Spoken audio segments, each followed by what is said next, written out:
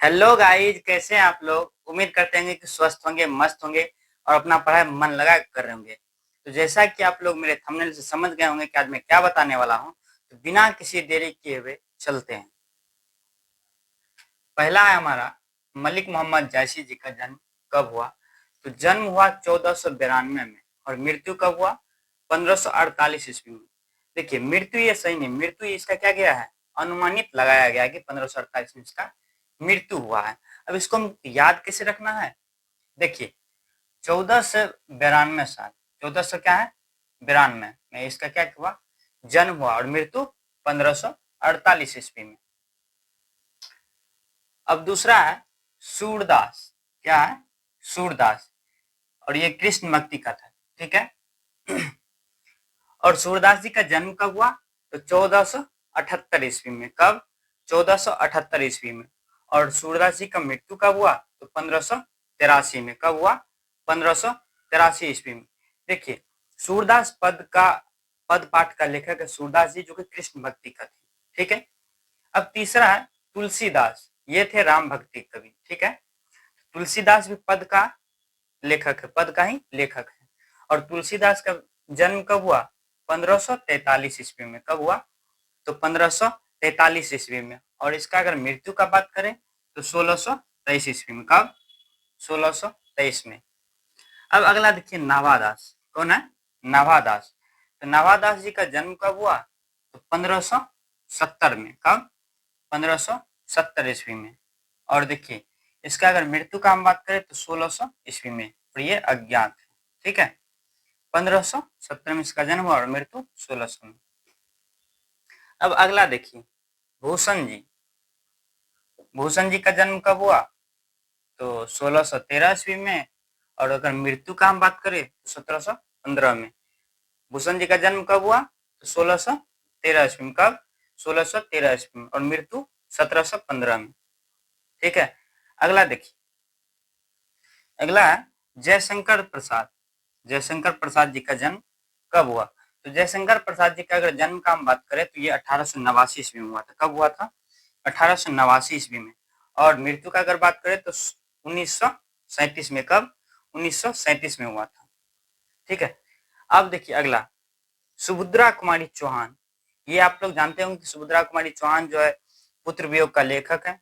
और इसका अगर जन्म का हम बात करें तो 1904 में हुआ। कब? 1904 में। और मृत्यु 1948 ईस्वी में। अगर हमको याद करने का, अगर इसको ट्रिक जाने तो देखिए, चौहान से हमको याद रहता है चौक जाता है, तो चौहान, तो उससे हमको याद रखना है चौक से चौहान। तो 1904 में इसका जन्म हुआ और मृत्यु कब हुआ? 1948 ईस्वी में। अब अगला देखिए, शमशेर बहादुर सिंह। शमशेर बहादुर सिंह ये उषा पाठ के लेखक हैं।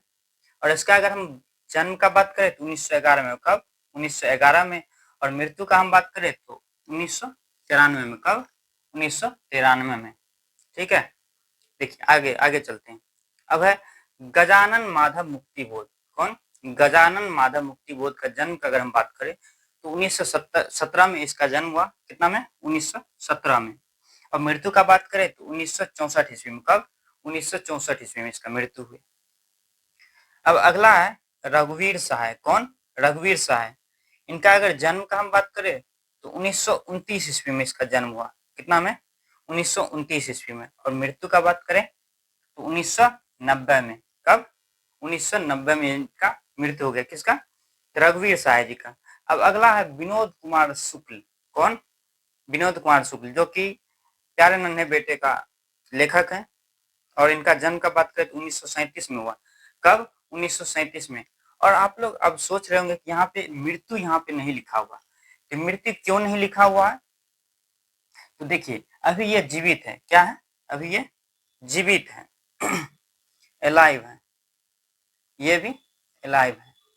अभी ये दोनों जीवित है। देखिए, विनोद कुमार शुक्ल भी जीवित है और अशोक वाजपेयी जी का भी हम बात करें तो वो भी जीवित है। अब अगला है अशोक वाजपेयी जी का अगर हम जन्म का बात करें तो 1941 में हुआ था। कब हुआ था?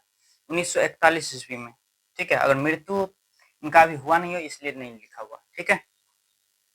और ये एग्जाम में हर बार पूछा जाता है, ये 3 से 4 नंबर में आता है।